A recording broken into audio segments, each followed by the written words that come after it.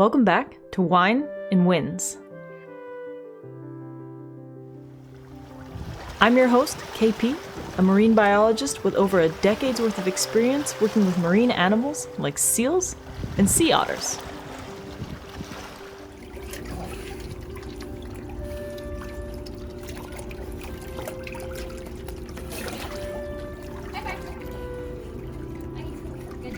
As a marine mammal trainer, a lot of people think we train the animals for things like shows and human interactions.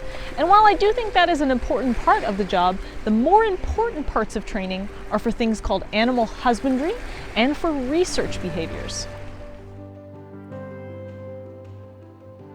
So today, we're going to talk about the reasons that we should train the animals under our care, whether that be in a zoological facility like an aquarium or with your animals at home. But of course, before we get started, make sure you hit that like and subscribe button and head down to the descriptions below for ways that you can help support the channel.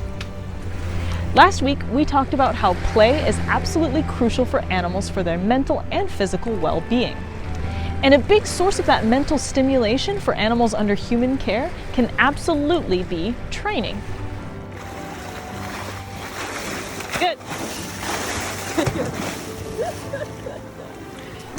Now, the number one most important reason to train any animal under human care, in my opinion, is for animal husbandry or healthcare purposes. If you can train animals to participate willingly in their own healthcare, it becomes not only a not stressful experience for the animal, but it can actually be fun. Like you can see here, where I'm working with one of our northern fur seals. Asking for a series of body presents where the animal shows me different parts of their bodies, lift up their flippers so I can check them over from head to tail, make sure they're looking really nice.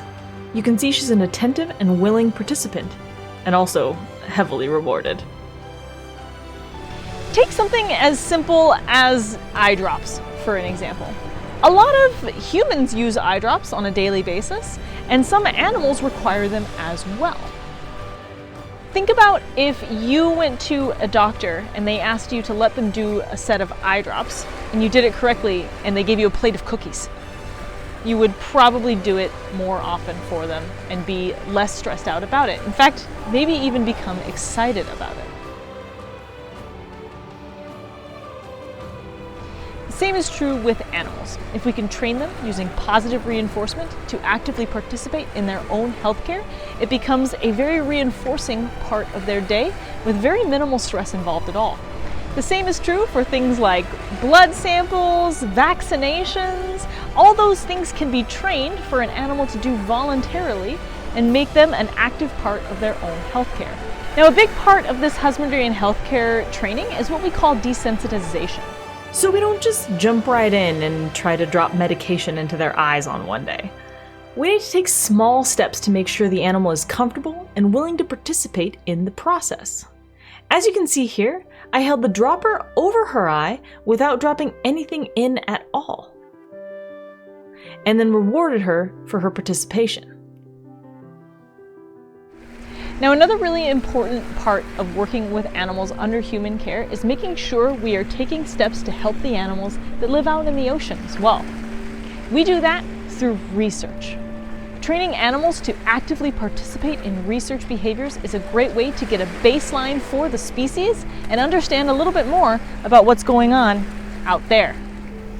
And the reason we care is because many marine mammals, such as the Steller sea lion, are in critical decline.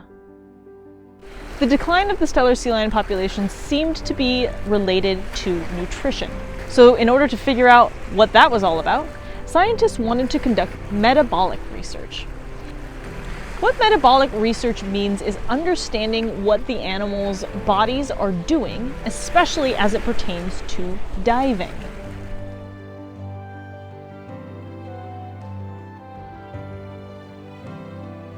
The Vancouver Aquarium participated in a wide range of metabolic research, mostly associated with Steller sea lions. What this involves is measuring the intake and outtake of oxygen and carbon dioxide. From that, we can actually measure the energy that it takes for a Steller sea lion to be a Steller sea lion.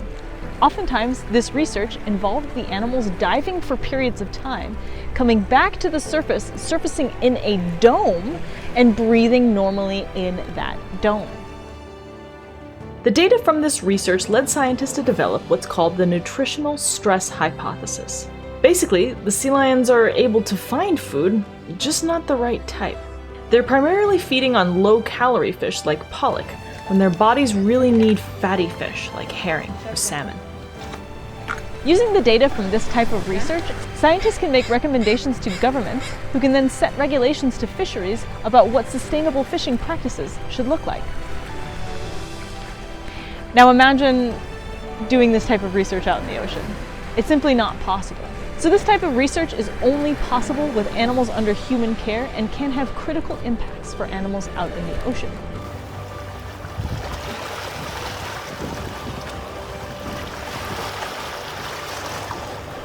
If you have any problems training your animals at home, drop them in the comments below, or head over to my Twitch channel where we do live broadcasts and you can ask me there. Make sure you like and subscribe. Head down to the descriptions below for ways that you can help support the channel. I'll see you next time on Wine and Winds.